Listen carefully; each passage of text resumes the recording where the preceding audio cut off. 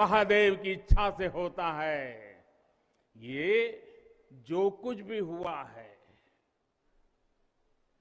महादेव ने ही किया है।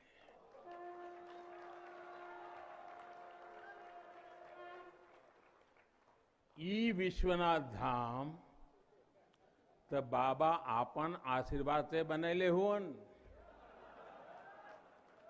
उनकर इच्छा के बिना का कोई पत्ता हिल सकेला?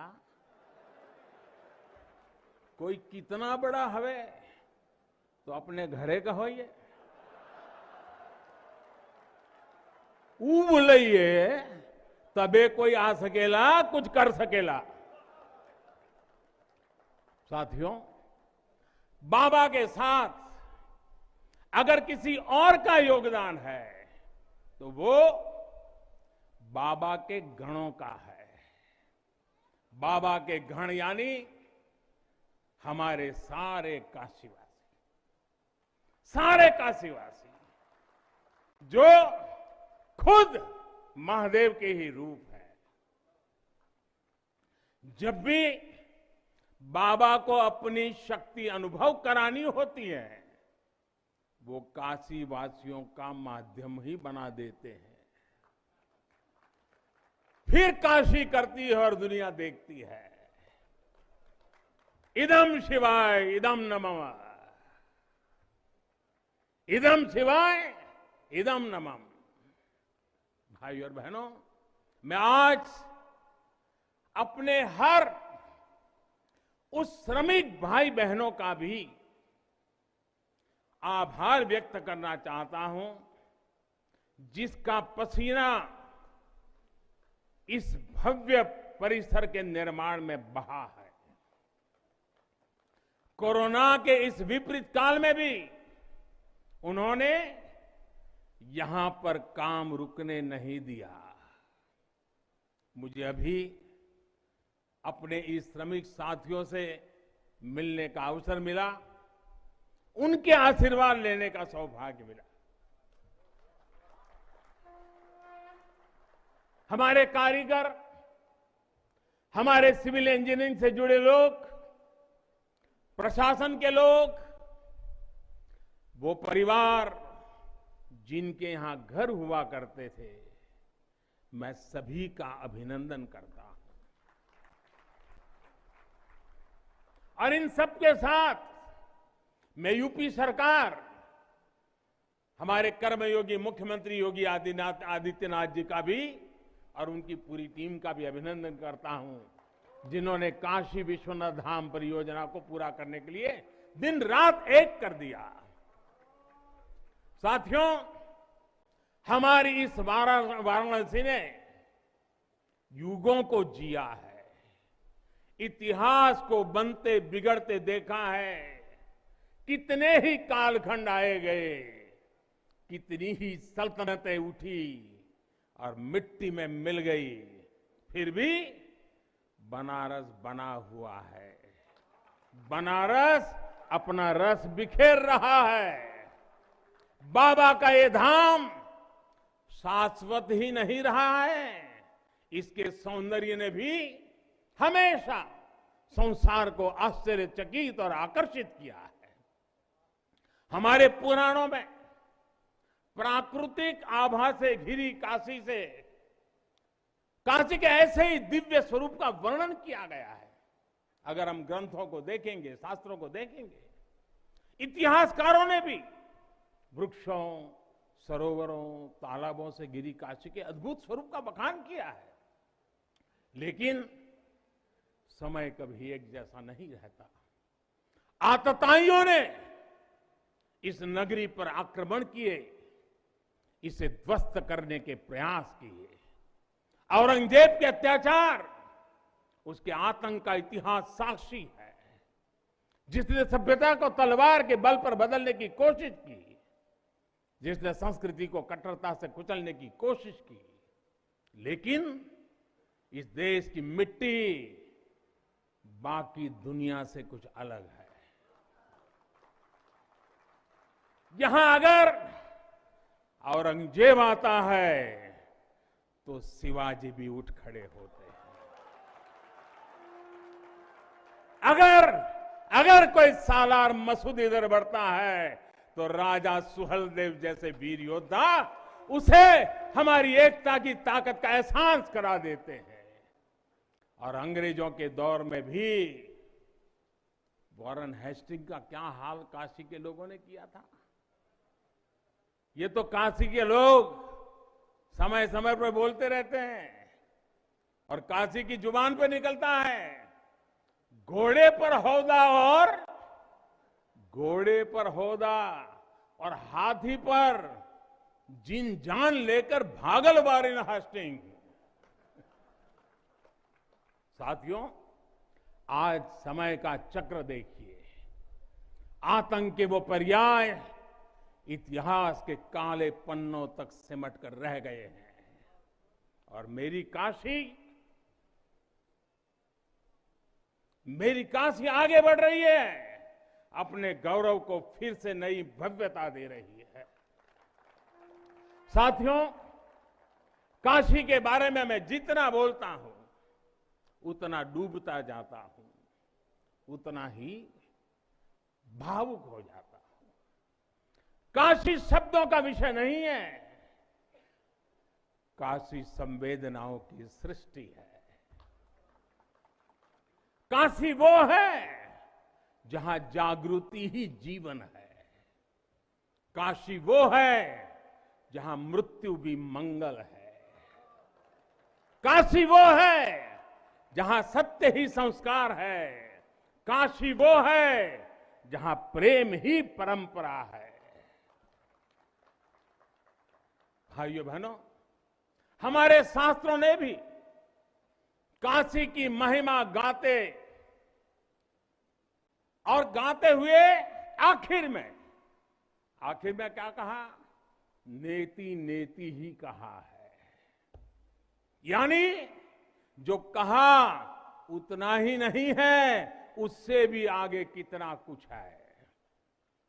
हमारे शास्त्रों ने कहा है, शिवम ज्ञायन इति ब्रूयो, शिवः शब्दार्थ चिंतका, अर्थात शिव शब्द का चिंतन करने वाले लोग शिव को ही ज्ञान कहते हैं। इसलिए ये काशी शिवमयी है, ये काशी ज्ञानमयी है और इसलिए ज्ञान, शोध, अनुसंधान ये काशी और भारत के लिए स्वाभाविक निष्ठा रहे हैं। भगवान शिव ने स्वयं कहा है, सर्व क्षेत्रेषु भूपृष्ठे, सर्व क्षेत्रेषु भूपृष्ठे काशी क्षेत्रम च मे वपु, अर्थात धरती के सभी क्षेत्रों में काशी साक्षात मेरा ही शरीर है। इसलिए यहां का पत्थर, यहां का हर पत्थर शंकर है।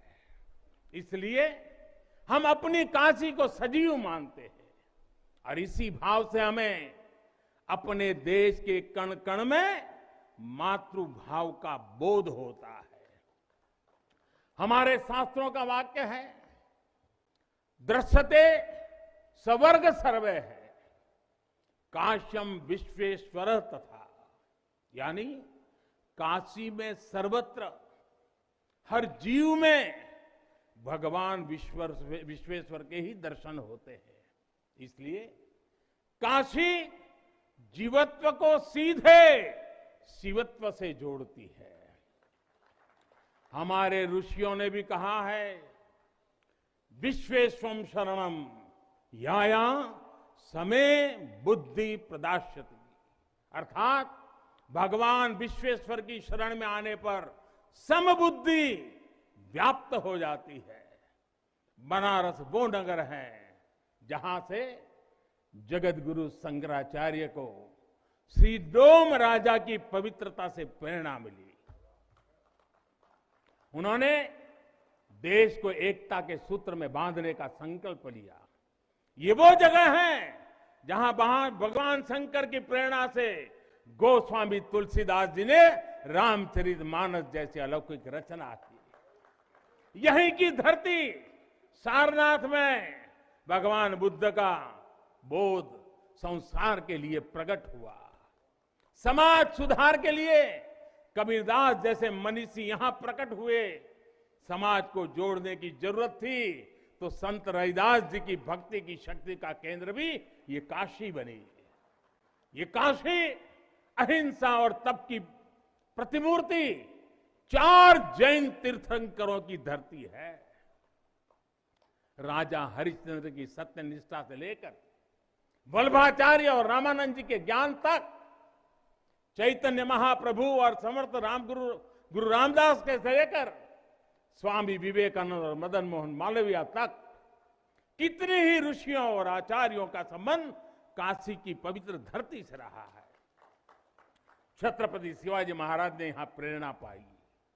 रानी लक्ष्मीबाई से लेकर चंद्रशेखर आजाद तक कितने ही सेनानियों की कर्मभूमि जन्मभूमि काशी रही है। भारतेंदु हरिश्चंद्र, जयशंकर प्रसाद, मुंशी प्रेमचंद, पंडित रविशंकर और बिस्मिल्लाह खान जैसी प्रतिभाएं इस स्मरण को कहां तक लेते जाए, कितना कहते जाए, भंडार भरा पड़ा है। जिस तरह काशी अनंत है वैसे ही काशी का योगदान भी अनंत है। काशी के विकास में इन अनंत पुण्य आत्माओं की ऊर्जा शामिल है। इस विकास में भारत की अनंत परंपराओं की विरासत शामिल है। इसलिए हर मत मतांतर के लोग, हर भाषा वर्ग के लोग यहां आते हैं तो यहां से अपना जुड़ाव महसूस करते हैं। साथियों, काशी हमारे भारत की सांस्कृतिक, आध्यात्मिक, राजधानी तो है ही, ये भारत की आत्मा का एक जीवंत अवतार भी है। आप देखिए, पूरब और उत्तर को जोड़ती हुई यूपी में बसी ये काशी, यहां विश्वनाथ मंदिर को तोड़ा गया तो मंदिर का पुनर्निर्माण माता अहल्याबाई होलकर ने करवाया। जिनकी जन्मभूमि महाराष्ट्र थी, जिनकी कर्मभूमि इंदौर, माहेश्वर और अनेक क्षेत्रों में थी, उन माता अहल्याबाई होलकर को आज मैं इस अवसर पर नमन करता हूं। 200-250 साल पहले उन्होंने काशी के लिए इतना कुछ किया था, तब के बाद काशी के लिए इतना काम अब हुआ है। साथियों, बाबा विश्वनाथ मंदिर की आभा बढ़ाने के लिए पंजाब से महाराजा रणजीत सिंह ने 23 मण सोना चढ़ाया था। इसके शिखर पर सोना मढ़वाया था। पंजाब से पूज्य गुरु नानक देव जी भी काशी आए थे, यहां सत्संग किया था। दूसरे सिख गुरुओं का भी काशी से विशेष रिश्ता रहा था। पंजाब के लोगों ने काशी के पुनर्निर्माण के लिए दिल खोलकर दान दिया था। पूरब में बंगाल की रानी भवानी ने बनारस के विकास के लिए अपना सब कुछ अर्पण किया। मैसूर और दूसरे दक्षिण भारतीय राजाओं का भी बनारस के लिए बहुत बड़ा योगदान रहा है। एक ऐसा शहर है जहां आपको उत्तर, दक्षिण, नेपाली, लगभग हर तरह की शैली के मंदिर दिख जाएंगे। विश्वनाथ मंदिर इसी आध्यात्मिक चेतना का केंद्र रहा है और अब ये विश्वनाथ धाम परिसर अपने भव्य रूप में इस चेतना को और ऊर्जा देगा। साथियों, दक्षिण भारत के लोगों की काशी के प्रति आस्था, दक्षिण भारत का काशी पर और काशी का दक्षिण भारत पर प्रभाव हम सब भली भांति जानते हैं। एक ग्रंथ में लिखा है, तेनो पयाथेन कदाचनात् वाराणसीम पाप निवारणम आवादी वाणी बलिना सविष्यन विलोक्य लीला वासरे विलिप्ता। कन्नड़ भाषा में कहा गया है, यानी जब सदगुरु माधवाचार्य जी अपने शिष्यों के साथ चल रहे थे तो उन्होंने कहा था कि काशी के विश्वनाथ पाप का निवारण करते हैं। उन्होंने अपने शिष्यों को काशी के वैभव और उसकी महिमा के बारे में भी समझाया। साथियों, सदियों पहले की ये भावना निरंतर चली आ रही है। मां कवि सुब्रमण्यम भारती काशी प्रवास ने जिनके जीवन की दिशा बदल दी, उन्होंने एक जगह लिखा है, तमिल में लिखा है, काशी नगर पुलवर पेशुम उरई दान कांजी इल के पदर कोर खरुबी सेवोम, यानी काशी नगरी के संत कवि का भाषण कांचीपुर में सुनने का साधन बनाएंगे। काशी से निकला हर संदेश ही इतना व्यापक है कि देश की दिशा बदल देता है। वैसे मैं एक बात और कहूंगा, मेरा पुराना अनुभव है, हमारे घाट पर रहने वाले, नाव चलाने वाले कई बनारसी साथी तो, और आपने भी कभी अनुभव किया होगा, तमिल, कन्नड़ा, तेलुगु, मलयालम इतनी फराटेदार तरीके से बोलते हैं कि लगता है कि कहीं केरला, तमिलनाडु या कर्नाटक तो नहीं आ गए। अब इतना बढ़िया बोलते हैं। साथियों, भारत की हजारों सालों की ऊर्जा ऐसे ही तो सुरक्षित रही है, संरक्षित रही है। जब अलग अलग स्थानों के क्षेत्रों के सूत्र से जुड़ते हैं तो भारत एक भारत श्रेष्ठ भारत के रूप में जागृत होता है। इसलिए हमें सौराष्ट्र सोमनाथम से लेकर अयोध्या, मथुरा, माया, काशी, कांची, अवंतिका का हर दिन स्मरण करना सिखाया जाता है। हमारे यहां तो 12 ज्योतिर्लिंगों के स्मरण का ही फल बताया गया है। तस्य तस्य फल प्राप्ति ही भविष्यति न संशय, यानी सोमनाथ से लेकर विश्वनाथ तक 12 ज्योतिर्लिंगों का स्मरण करने से हर संकल्प सिद्ध हो जाता है। इसमें कोई संशय ही नहीं है। ये संशय इसलिए नहीं है क्योंकि स्मरण के बहाने पूरे भारत का भाव एकजुट हो जाता है, और जब भारत का भाव आ जाए तो संशय कहां रह जाता है, असंभव क्या बचता है। साथियों, ये भी सिर्फ संयोग नहीं है कि जब भी काशी ने करवट ली है, कुछ नया किया है, देश का भाग्य भी बदला है। बीते 7 वर्षों से काशी में चल रहा विकास का महायज्ञ आज एक नई ऊर्जा को प्राप्त कर रहा है। काशी विश्वनाथ धाम का लोकार्पण भारत को एक निर्णायक दिशा देगा, एक उज्जवल भविष्य की तरफ ले जाएगा। ये परिसर साक्षी है हमारे सामर्थ्य का, हमारे कर्तव्य का। अगर सोच लिया जाए, ठान लिया जाए, तो असंभव कुछ भी नहीं है। हर भारतवासी की भुजाओं में वो बल है, हर भारतवासी की भुजाओं में वो बल है जो अकल्पनीय को साकार कर देता है। हम तब जानते हैं, हम तपस्या जानते हैं, देश के लिए दिन रात खपना जानते हैं। चुनौती कितनी ही बड़ी क्यों ना हो, हम भारतीय मिलकर उसे परास्त कर सकते हैं।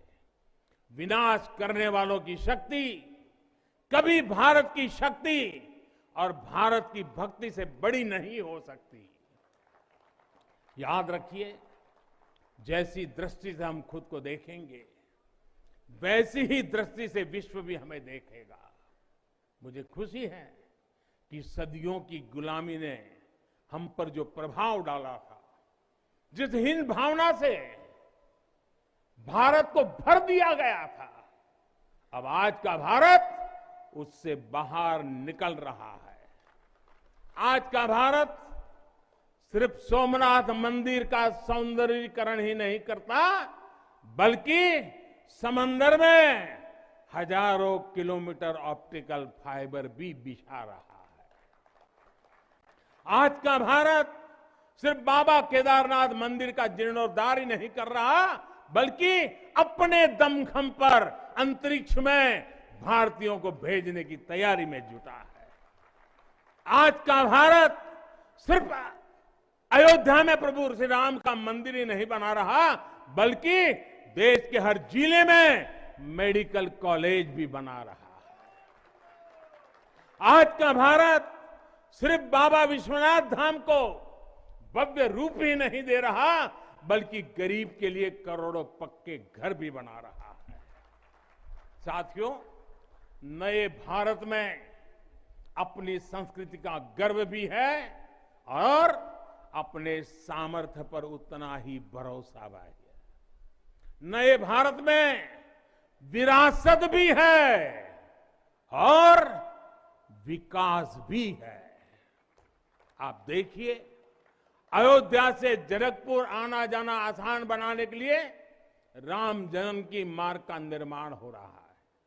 आज भगवान राम से जुड़े स्थानों को रामायण सर्किट से जोड़ा जा रहा है और साथ ही रामायण ट्रेन चलाई जा रही है। बुद्ध सर्किट पर ही काम हो रहा है, तो साथ ही कुशीनगर में इंटरनेशनल एयरपोर्ट भी बनाया गया है। करतारपुर साहिब कॉरिडोर का निर्माण किया गया है, तो वहीं हेमकुंड साहिब जी के दर्शन आसान बनाने के लिए रोपवे बनाने की भी तैयारी है। उत्तराखंड में 4 धाम सड़क महापरियोजना पर भी तेजी से काम जारी है। भगवान विट्ठल के करोड़ों भक्तों के आशीर्वाद से श्री संत ज्ञानेश्वर महाराज पालकी मार्ग और संत तुकाराम महाराज पालकी मार्ग का भी काम अभी कुछ हफ्ते पहले शुरू हो चुका है।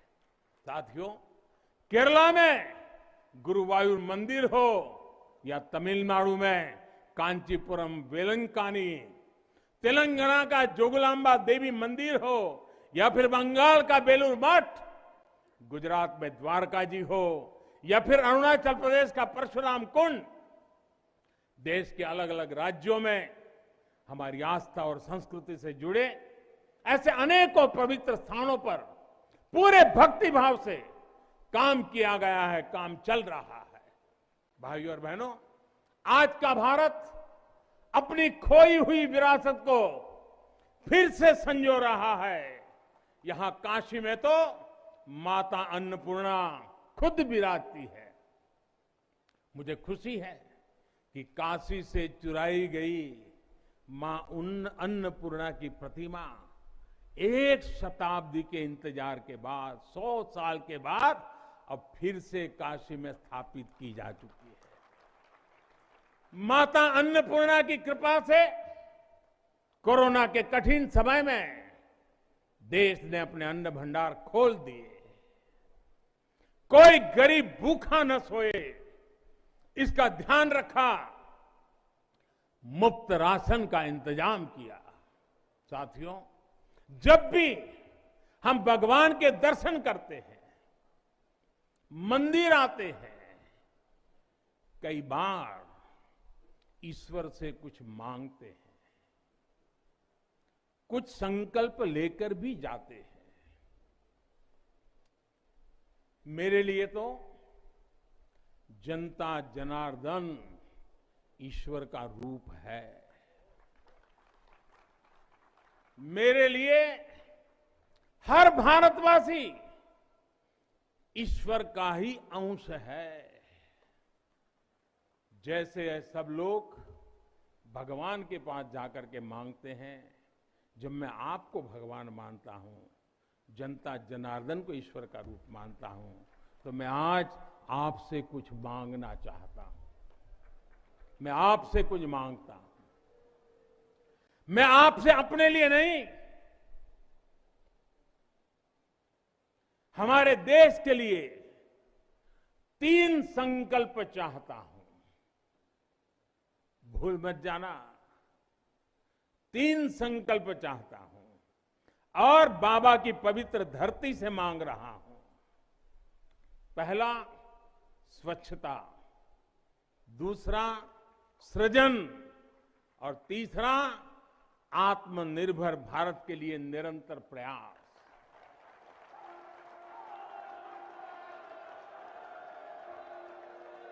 स्वच्छता जीवन शैली होती है, स्वच्छता अनुशासन होती है। ये अपने साथ कर्तव्यों की एक बहुत बड़ी श्रृंखला लेकर आती है।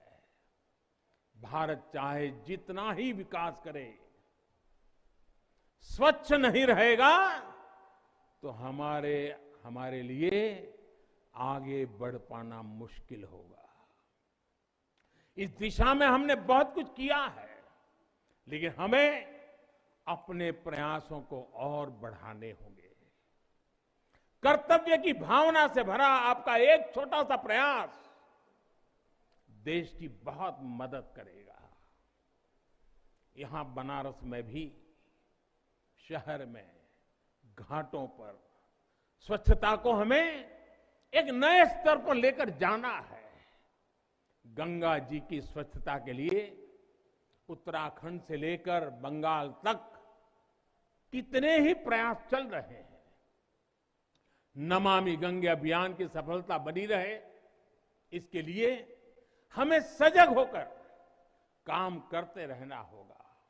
साथियों, गुलामी के लंबे कालखंड है, हम भारतीयों का आत्मविश्वास ऐसा तोड़ा कि हम अपने ही सृजन पर विश्वास खो बैठे। आज हजारों वर्ष पुरानी इस काशी से मैं हर देशवासी का आह्वान करता हूं, पूरे आत्मविश्वास से सृजन करिए, इनोवेट करिए, इनोवेटिव तरीके से करिए।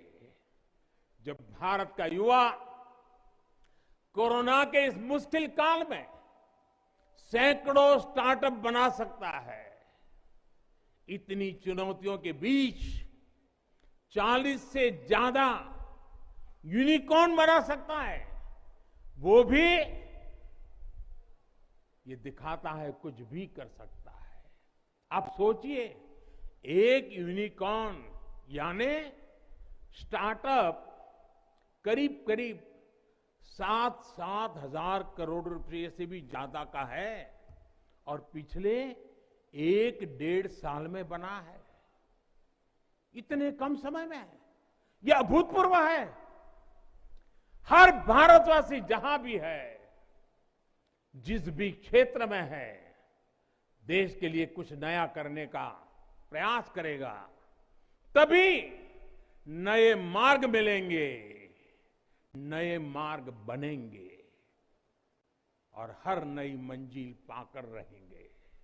भाइयों और बहनों, तीसरा एक संकल्प जो आज हमें लेना है वो है आत्मनिर्भर भारत के लिए अपने प्रयास बढ़ाने का। ये आजादी का अमृत काल है। हम आजादी के 75वें साल में है, जब भारत 100 साल की आजादी का समारोह बनाएगा। तब का भारत कैसा होगा, इसके लिए हमें अभी से काम करना होगा और इसके लिए जरूरी है हमारा आत्मनिर्भर होना। जब हम देश में बनी चीजों पर गर्व करेंगे, जब हम लोकल के लिए वोकल होंगे, जब हम ऐसी चीजों को खरीदेंगे जिसे बनाने में किसी भारतीय का पसीना बहा हो, तो इस अभियान को मदद करेंगे। अमृत काल में भारत 130 करोड़ देशवासियों के प्रयासों से, सबके प्रयासों से आगे बढ़ रहा है।